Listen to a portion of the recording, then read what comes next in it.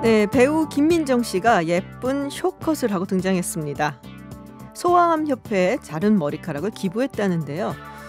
좀 알아보니까 그냥 긴 머리카락을 잘라서 기부한다고 되는 게 아니더라고요.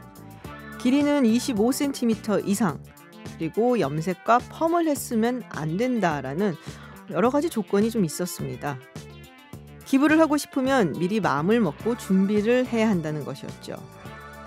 연예인으로서 염색이나 펌을 안 하기 참 쉽지 않았을 텐데 좀 많이 훌륭하다 느꼈습니다. 금요일 퇴근길에 따뜻한 소식 전해주신 우리 아름다운 김민정 씨. 이런 마음을 녹이는 소식만 더 많은 그런 세상이 되길 바라는 김지윤의 시선이었습니다.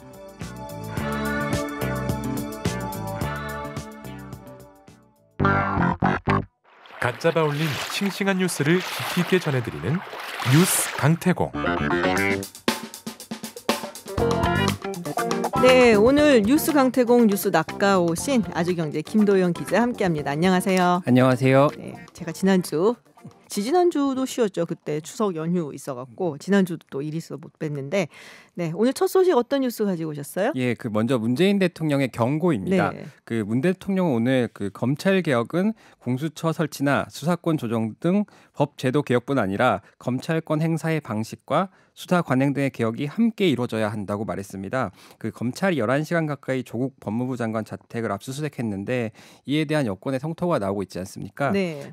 사실상 검찰을 직격한 것으로 풀이가 됩니다. 또 문재인 대통령은 검찰이 아무런 간섭을 받지 않고 전 검찰력을 기울이다시피 엄정하게 수사하는데도 검찰 개혁을 요구하는 목소리가 높아지고 있는 현실을 성찰해 주시기 바란다, 이렇게 말했습니다. 좀 이렇게 말하긴 뭐하지만은 문재인 대통령이 사실 조국 장관 쪽에 좀 편을 들었다, 손을 들었다, 이렇게 봐도 무방한 건가요? 대체로 그런 해석들이 네. 나오고 있습니다. 네네. 아무래도 수사 자체가 이제 전 검찰력을 기울이다시피 엄정하게 수사하는데도 검찰 개혁을 요구하는 네. 목소리가 높아지고 있다. 조 장관에 대한 명백한 혐의점이 나오지 않고 있다. 이런 차원으로도 해석이 가능하지 않겠습니까? 그렇군요. 검찰이 개혁의 주체다, 이런 표현도 사용을 했다고. 예. 네. 지금의 검찰은 온 국민이 염원하는 수사권 독립과 검찰 개혁이라는 역사적 소명을 함께 갖고 있으며 그 개혁의 주체임을 명심해 줄 것을 특별히 당부드린다, 네. 이렇게 말했는데요. 조 장관 수사 자체가 검찰 개혁에 대한 검찰의 반발이라는 해석도 나오고 있지 않습니까? 네네. 그러니까 이 부분과 관련해서 검경 수사권 조정 등이 좀 확실하게 좀 진전이 돼야 된다, 이런 부분을 강조한 게 아닌가 싶습니다. 검경 수사권 조정이나 공수처 같은 경우는 지금 국회로 공이 넘어가 있는 상황이라서 그쪽을 네. 조금 기다려봐야 될 것 같은데, 네. 사실 이게 지금 수사 중인 사건이잖아요. 예. 장관 일가가 수사를 받는 것도 상당히 이례적이고, 예. 또 대통령이 직접적으로 이렇게 언급을 하는 것도 이례적인 것은 맞겠죠? 네네. 이 배경에 대해서 청와대에서 설명을 내놨는데요. 청와대 핵심 관계자가 왜 이렇게 오늘 이런 메시지를 발표하느냐라고 물어봤는데, 여기에 대해서 특별한 이유가 있다기보다는 그동안 여러 회의에서 얘기해 왔던 것을 언론에 소개하는 것이라고 했고요. 또 조 장관 수사에 대한 청와대 입장을 기자들이 거의 브리핑할 때마다 물었지 않겠습니까? 네네. 그 부분에 대해서 계속 없다는 말만 반복할 수 없어서 네네. 대통령 발언을 전달한 것, 이렇게 얘기를 했습니다. 그리고 그러면 이 부분이 조국 장관 자택 압수수색을 비판한 것이냐, 네. 이렇게 물어보니까 알아서 해석하라. 알아서 해석하라. 이런 입장을 내놨습니다. 그렇군요. 부인은 하지 않았다는 거죠. 네, 야당이 굉장히 반발했겠어요. 예, 야당 반발이 상당히 거셉니다. 한국당 같은 경우에는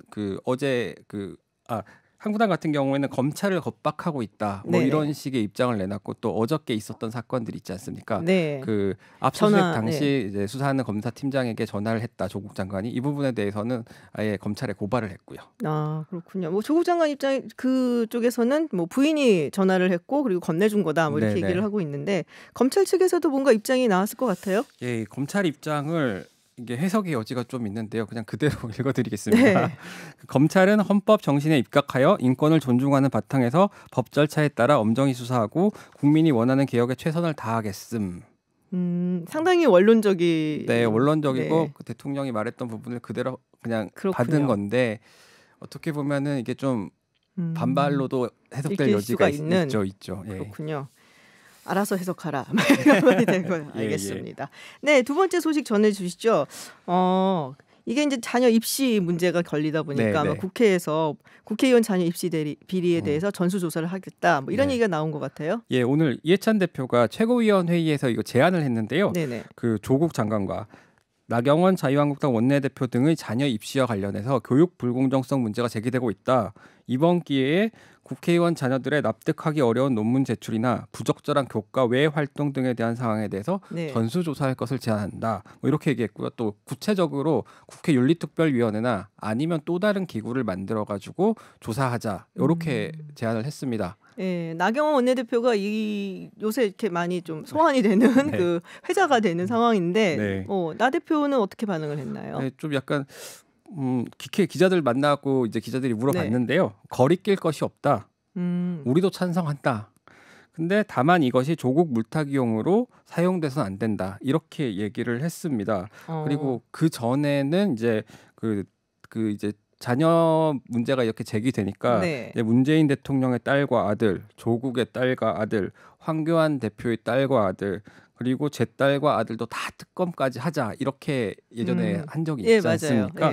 아예 그렇게 해가지고 국회의원을 또 문재인 대통령의 아들 문준용 씨까지 확대하려는 거 아닌가 이런 얘기도 조금 나오고 있고요. 그렇게 되면 민주당의 입장이 어떻게 될 것인지도 좀 궁금하고요. 그렇군요. 뭐 추진은 하는 건가요?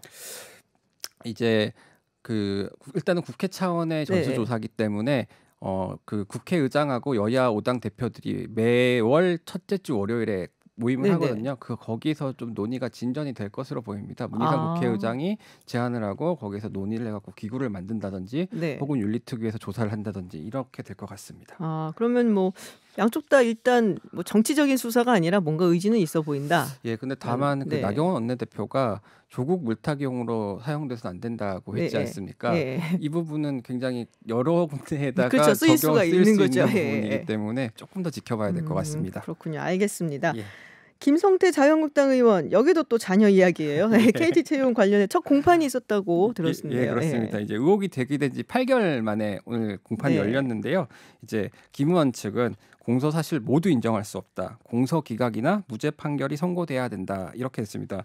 원래 검찰이 공소했던 내용이 김 의원 딸이 서류 전형에 지원하지도 않았는데 이제 KT 그 최종 합격하고 또 그 채용 과정이 정상적이지 않고 그렇기 때문에 거기에 대가성이 있었을 거라고 보고요. 이제 뇌물 혐의랑 그 다음에 이석채 그 전 KT 회장에게도 뇌물 공여 혐의를 이렇게 적용해갖고 기소를 한 상태입니다. 지금 근데 그 정규직으로 전환이 됐었던 거죠. 원래 그렇습니다. 그건 뭐라고 얘기를 했을 거 아니에요. 이제 열심히 일해서 정규직으로 전환이 됐다. 이런 입장을 내놓은 거죠. 열심히 일해서 노력을 해서.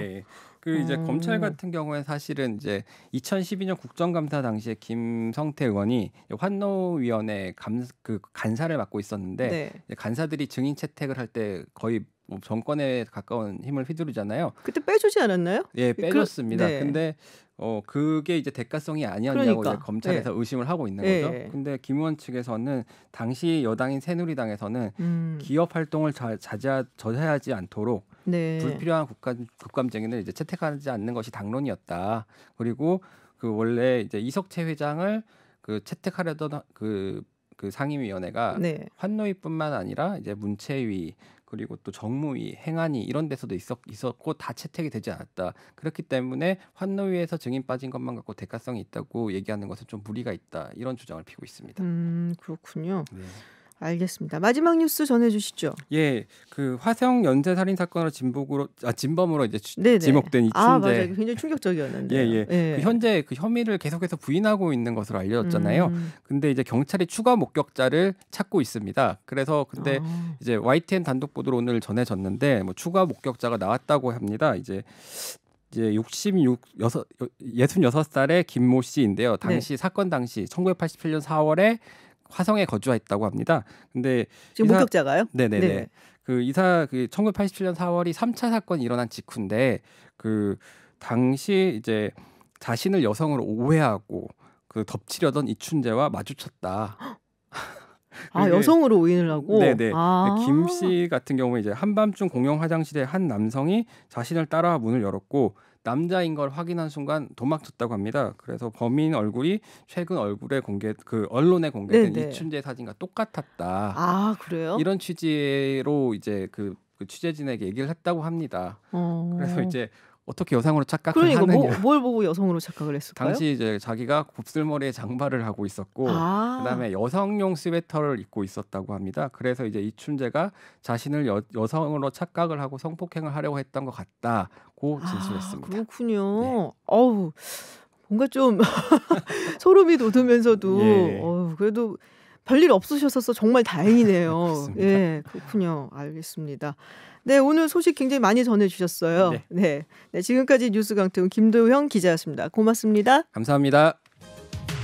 네, 어제 오후 문재인 대통령이 3박 5일간의 유엔 총회 참석 일정을 마치고 귀국했습니다.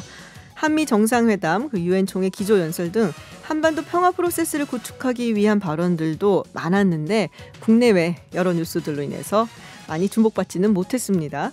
이번 방미 일정의 특별 수행단으로 동행할 민주당 의원 중 한 분 모셨습니다. 더불어민주당 표창원 의원 모시고 좀 자세한 뒷얘기 들어보도록 하겠습니다. 안녕하세요, 의원님. 네, 안녕하세요. 네, 어서 오세요. 이번에 문 대통령 방미단 함께 다녀오신 거죠, 뉴욕에? 네, 그렇습니다. 어떠셨어요? 이거 처음이신가요? 이렇게 다녀오신 거는? 네, 저도 처음이고요. 네.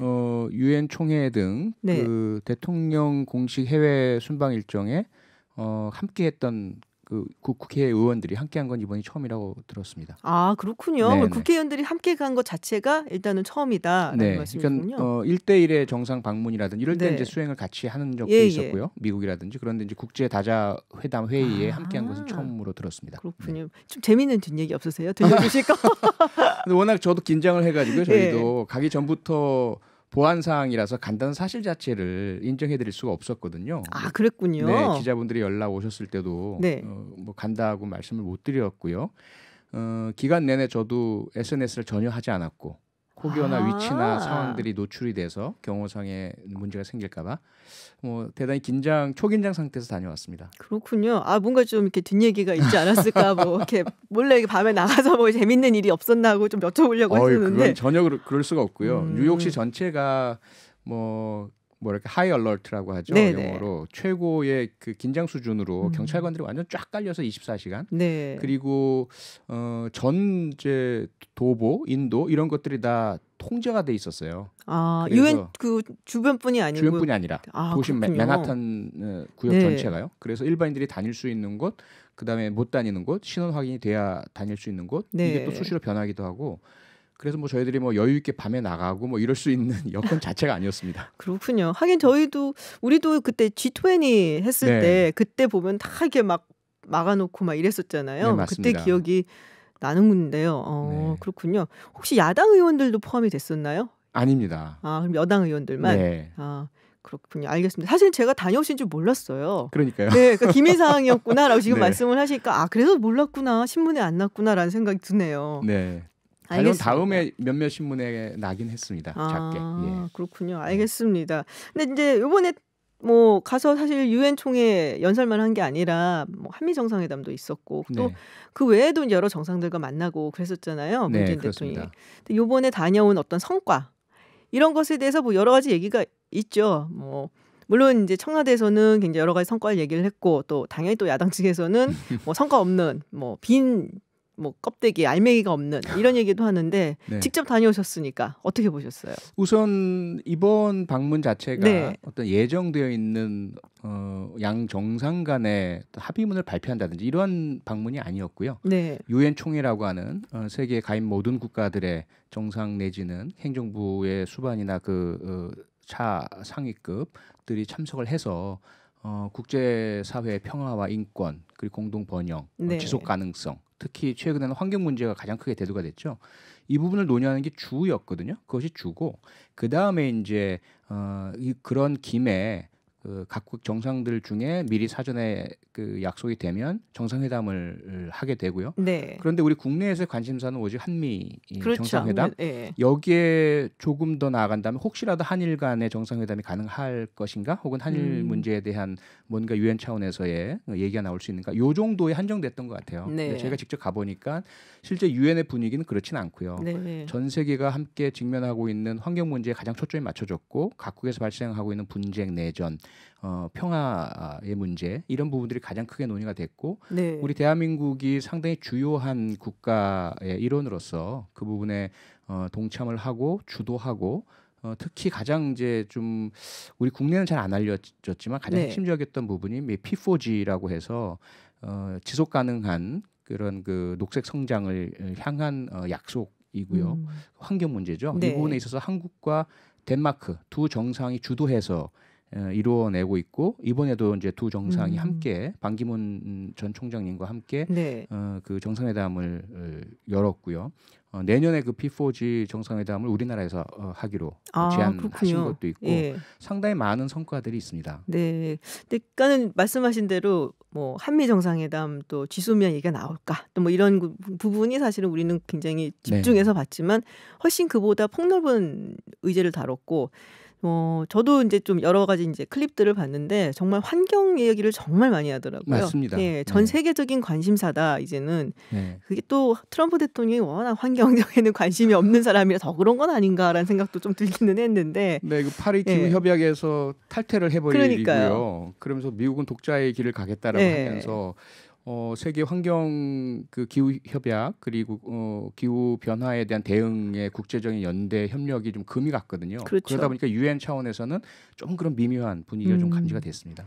그러니까 우리가 환경 얘기를 하면 그냥 뭐 깨끗하고 맑은 공기 뭐 이런 정도만 사실 생각이 나는데 그보다 훨씬 더 많은 의미가 있잖아요. 에너지 부분에도 영향을 미칠 수밖에 없고. 그렇죠. 예, 우선은 재앙을 막아야 되니까요. 그렇죠. 그 지구의 수명, 인류의 어떤 운명 이런 것과 직결되다 보니 이것을 막으려면 어쨌든 인간이 할 수 있는 노력은 다 해야 되고 온실가스라든지 이런 걸 줄여야 될 테고 네. 그러면 친환경 에너지로 전환해야 하고 그다음에 공해 물질을 줄여야 되고 그러면 우리 불편이 뒤따르고 이렇게 되는 거죠. 그렇군요. 알겠습니다. 한미 정상회담 이야기를 조금 들려주세요. 네. 말씀하셨던 것처럼 이게 정식으로 이렇게 딱 한국과 미국 뭐 양자 간에 만나가고서는 완전히 진행이 되는 그런 건 아니었고 거기서 사실 이루어진 거잖아요. 뭐 이렇게 말하면 좀 이상하지만 간 김에 또 뭐 이런 것도 있고 야당에서는 알맹이가 없는 회담이었다라고 비판이 좀 나오고 있습니다. 어떻게 보셨어요? 뭐 야당은 비판을 해야죠. 야당이 사명이니까요. 그래야 더 정신 차리고 여당이나 정부는 더 잘할 테니까요. 근데 여러 경로로 보도가 됐지만 우선은 트럼프 대통령이 문재인 대통령이 묵고 있는 숙소로 왔습니다. 네. 저희도 같이 묵었거든요. 네네. 그래서 저희도 함께 그 자리에 있었는데 이례적이죠. 그리고 시간도 예전보다 훨씬 더 연장된 65분간이었고요. 다만 앞서 말씀드린 것처럼 미리 어떠한 의제를 딱 정해놓고 합의나 결의에 도달할 거냐 말 거냐 이렇게 열린 정상회담이 아니기 때문에 유엔이라는 전 세계 정상들이 참여하는 국제회의에서 미국 대통령과 1대1 정상회담을 맺는 하는 그런 정상도 많지는 않거든요. 네. 그런 일회성을 감안한다면 이 자체가 의미가 있고요. 두 번째로 이번의 정상회담은 사실은 이번 자체보다는 이루어지는 연속성상에서 중요하죠. 북미 간의 실무 협상이 계속 지지부진한 상태에서 그러게요. 여기에 과연 부스터를 과연 만들어낼 수 있느냐, 어떤 가속 페달을 밟을 수 있느냐, 그리고 그동안 한미 간의 이견이 과연 있느냐, 그렇지 않느냐를 확인하는 그런 부분에서 본다면 상당히 성공적이었고 트럼프 대통령이 그전과 좀 더 전향적인 북미 회담에 대한 어떤 강한 의지를 표명을 했고요. 그리고 문재인 대통령께서 제의하신 그런 내용들을 다 동의하는 상태에서 앞으로 이제 북미 정상회담이 가능하다면 우리의 바람대로라면 연내에 이루어졌으면 그리고 그것이 결국은 한반도의 비핵화, 북한 비핵화 그리고 평화와 번영으로 나갈 수 있는 그러한 좀 진전의 여러 가지의 어떤 공헌들, 기여들, 연결고리들 중에 하나라고 봐야죠. 근데 조금 제가 약간 아쉽다라는 생각이 들었던 거는 문재인 대통령이 생각했던 그러니까는 의제하고 트럼프 대통령이 생각하고 있었던 의제 이 얘기 꼭 해야겠다라는 거 쉽게 말하면 좀 달랐던 것 같아요.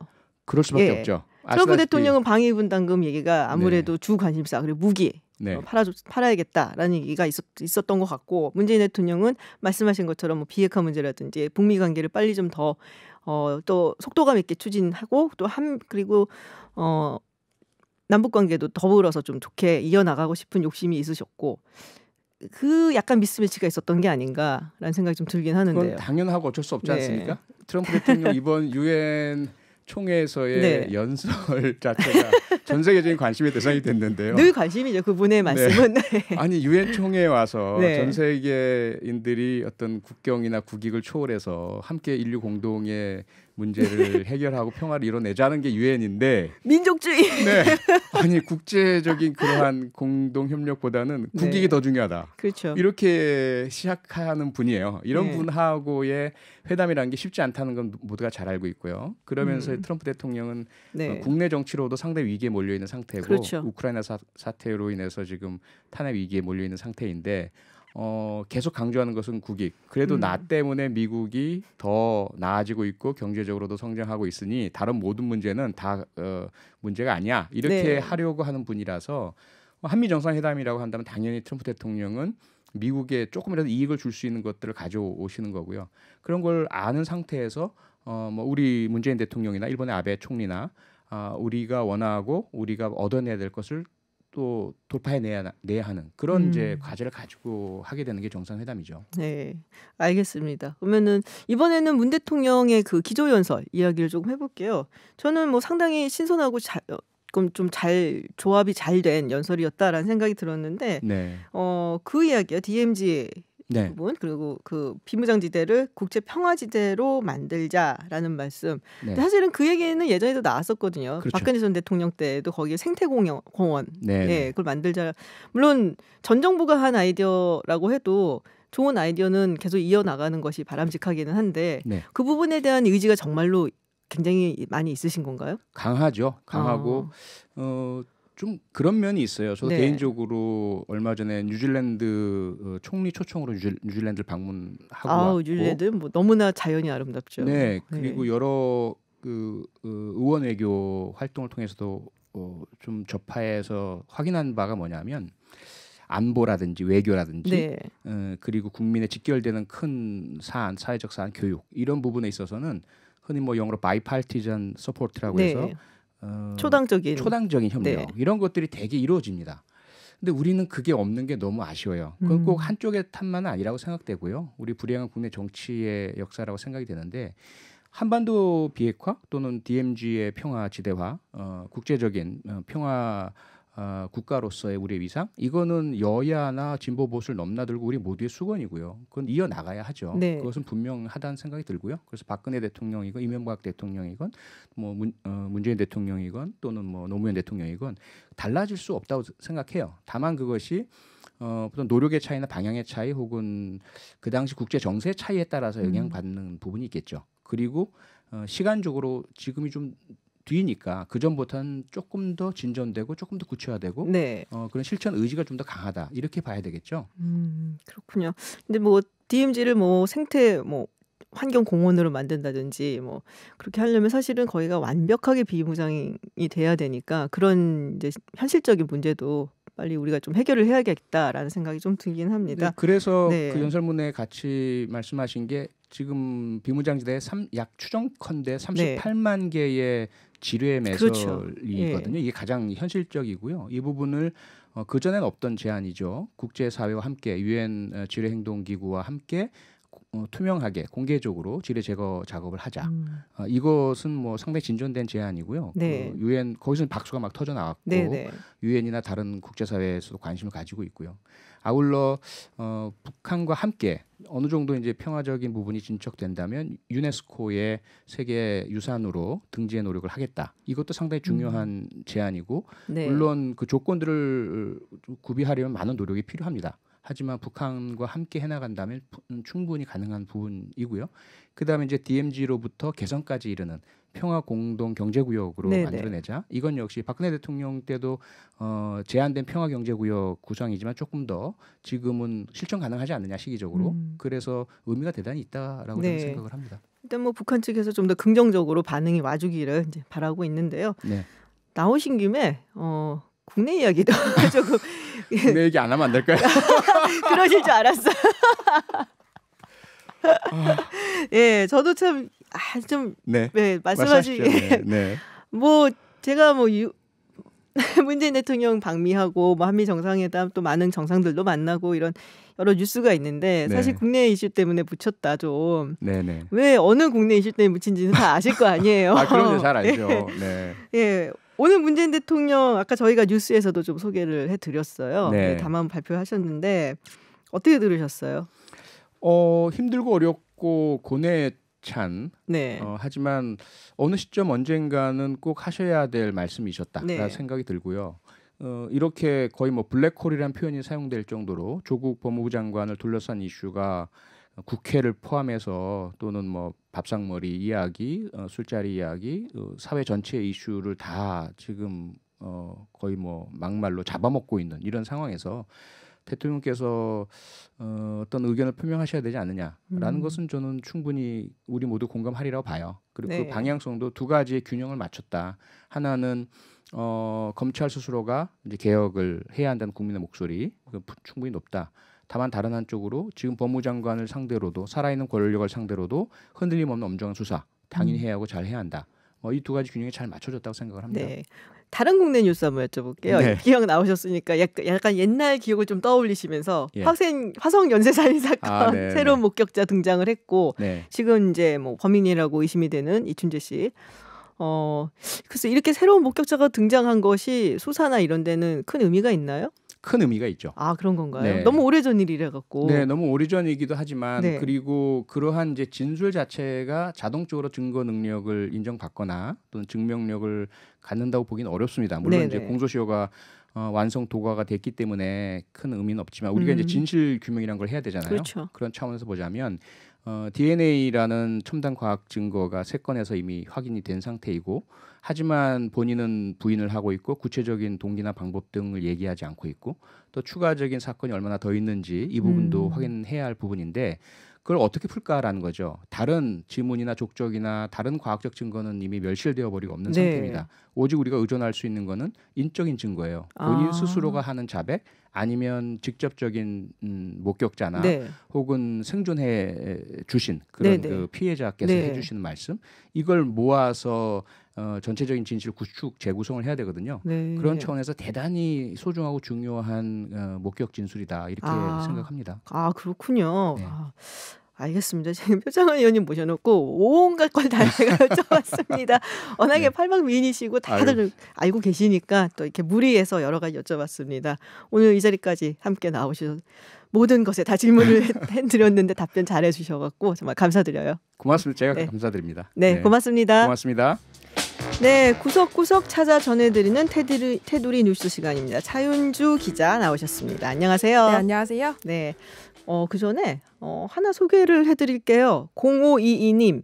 오늘은 송귀남 친오빠의 45번째 생일입니다. 건강하고 오늘도 행복한 날 되고 축하드려요. 라고 축하 메시지 보내주셨습니다. 네, 색다른 시선 김지윤입니다. 오늘 TBS FM 유튜브로 들어와서 치시면요. 유튜브에서 함께 보실 수 있습니다. 오늘 첫 소식 어떤 거 가지고 오셨어요? 네, 내년부터 네. 모든 병사들이 겨울에 방한용 패딩을 지급받는다고 합니다. 네. 네, 지금은 아주 최전방 부대 일부 그 병사들만 지급받는다고 네. 하는데요. 이 군 당국이 원래 13만 원 상당의 패딩을 지급하겠다 이런 계획을 세우고 추진을 했는데 결론이 난 건 5만 원대 패딩을 주기로 했다고 합니다. 아니 왜 8만 원이나 깎아요? 네, 결국 돈 때문이긴 한데요. 좀 설명을 드리면 오늘 이런 자료는 이 국회 국방위원회 소속 민홍철 민주당 의원이 공개를 했고요. 네. 국방부가 이제 2020년에 입대하는 병사들이 22만 명 정도 되는데 내년 예산으로 이 책정한 이 패딩 그 예산이요 123억 정도라고 합니다. 그러니까 한 개당 단가가 5만 6천 원 정도 되는 거죠. 네, 벌써 이렇게 5만 6천 원짜리 패딩이면 따뜻할까 이런 생각이 들긴 하는데요. 이 지금도 최전방 부대 그 병사들한테 네. 지급하는 게 요 단가의 패딩이라고 해요. 근데 이게 좀 질이 좋지 않으니까 네. 내년에는 좀 좋은 걸로 주자 해서 국방부에서는 13만 원 정도가 적당하겠다 이렇게 추진을 했는데 결국 정부가 그러니까 기획재정부에서 심의 단계에서 예산을 깎았다고 합니다. 왜냐하면 지금 별도의 방한 내피, 뭐 깔깔이라고 하나요? 네. 그런 걸 주고 있기 때문에 패딩을 그렇게 고가로 줄 필요가 있냐 해서 감액을 했다고 하는데요. 네. 그래서 국방부도 어쩔 수 없으니까 뭐 예산 못 주겠다고 하니까 그럼 기존 제품을 보급하겠다 이렇게 조정을 했다고 하고요. 이 패딩은 뭐 언제든 자유롭게 입을 수 있다고 하는데 이번 자료를 공개한 민홍철 의원은 네. 혹독한 추위를 견뎌야 하는데 보다 질 좋은 패딩을 공급하는데 예산을 아껴서는 안 된다 이렇게 지적을 했습니다. 그러니까 전 되게 화가 나거든요. 이 뉴스를 들으니까 자기들이 그거 입고 가서 서보라지 그러면은 아니 군인한테는 정말 잘해줘야 되는 거 아니에요? 네, 그리고 지금? 겨울에 워낙 추우니까요. 그러니까요. 요즘에는. 그래서 이제 댓글도 보니까 그런 반응이 많았습니다. 요즘 뭐 반팔티 하나도 3-4만 원 하는데 그렇죠. 네. 나라를 지키는데 13만 원이 아깝냐? 좀 돈 들어도 좋은 걸로 입히자 이런 의견이 네. 많았는데요. 근데 그런가 하면 대량 구매라는 점을 감안하면 5만 원 정도면 아주 좋은 질의 패딩을 공급할 수 있다. 이런 의견도 있었습니다. 왜냐하면 유통 과정이 없이 공급이 되는 거기 때문에 뭐 시중에서 사는 13만 원 이상의 그 질이 될 수 있다. 이런 주장도 있었는데요. 근데 그러면은 단가가 대량 구매로 하는 13만 원짜리면 훨씬 더 좋은 걸 거 아니에요? 맞습니다. 아주 좋은 네. 거겠죠. 그래서 좀 안타까움이 있더라고요. 이런 소식은 정말 화가 나요. 조금 사실은.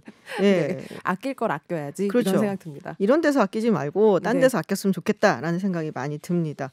네, 다음 소식 전해주시죠. 네, 올해 한반도에 6개의 태풍이 왔었는데요. 그렇게 많이 왔었나요? 네, 하나가 더 올 걸로 보입니다.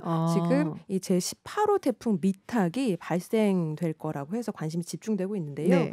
이 오늘 밤 사이에 태풍으로 발달을 할 거란 전망이 나오고 있습니다. 그리고 주말을 지나서 제주도와 일본 규슈 사이로 올라올 가능성이 제기가 되고 있습니다. 그렇군요. 기상청이 오늘 밝힌 내용이고요.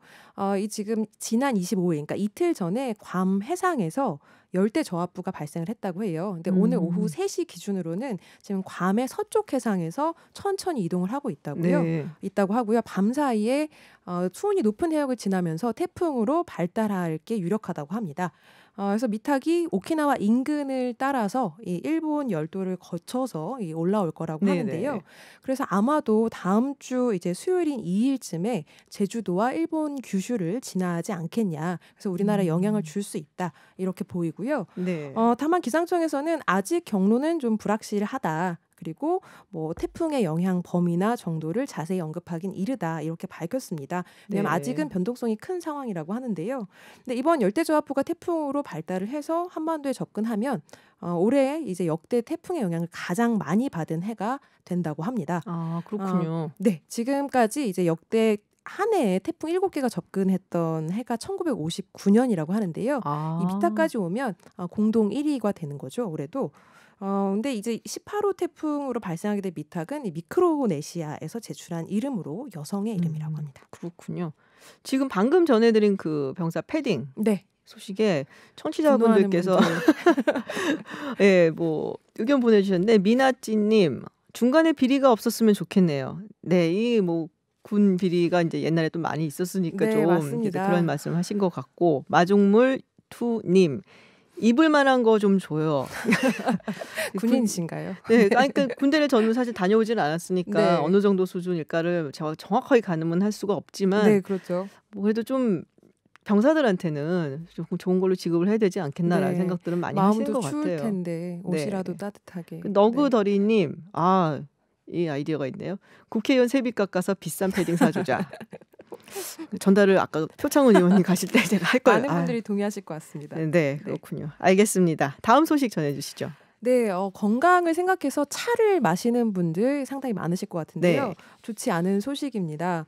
우리가 흔히 피라미드 티백이라고 부르는 삼각형으로 생긴 거. 네, 맞습니다. 그 티백을 한 잔 우려내면 수십억 개의 미세 플라스틱이 나온다는 충격적인 연구가 나왔습니다.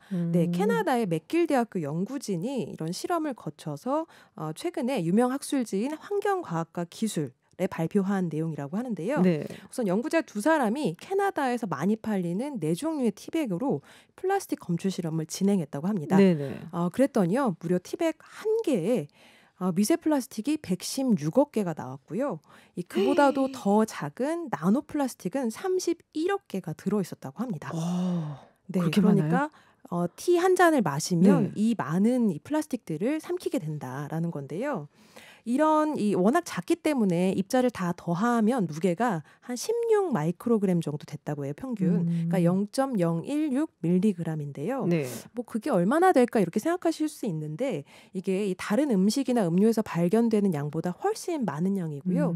특히 나노 플라스틱은 머리카락 지름의 750분의 1보다도 작다고 하는데 네. 너무너무 작기 때문에 몸속에 한번 들어오면 배출이 안 된다고 합니다. 아, 그런가요? 네, 그렇기 때문에 쌓여서 여러 가지 문제를 발생시킬 수 있다고 하는데요. 그래서 이런 게 과연 그럼 어떤 위해를 끼칠까 네. 평가 실험도 했는데요. 이 물벼룩에 이 그 플라스틱 입자를 집어넣어서 실험을 했더니 네. 뭐 당장 뭐 죽는다거나 이러진 않았지만 성장하는 그 모양이 비정상적이었고 행동도 좀 이상 행동을 보였다고 합니다. 그래서 이런 플라스틱 입자가 인간에게 어떤 영향을 주는지도 이 정확한 연구가 필요하다. 이게 뭐 밝혔습니다. 차가 아니라 플라스틱을 우려먹은 거다라는 예. 댓글도 네. 있었는데 네, 맞습니다. 이게 뭐 사실 멸치 다시다 뭐 이런 것도 요새는 그런 거 많이 나오잖아요. 네, 맞습니다. 삼계탕 재료 같은 것도 네. 요새는 다 티백에 포함되어 있거든요. 그런데 그렇죠. 거기에도 조금씩 이제 그 플라스틱이 들어간다고 합니다. 그렇군요. 아우, 좀 갑자기 좀 찝찝해지는데요. 그런 거 하기가. 먹을 게 정말 알겠습니다. 없습니다. 그러네요. 네. 지금까지 차윤주 기자였고요. 사실 오늘 색다른 시선 마지막 시간입니다. 그래서 지금까지 너무 많이 수고하셨어요. 아이고 감사합니다. 네. 고맙습니다. 네, 또 뵙겠습니다.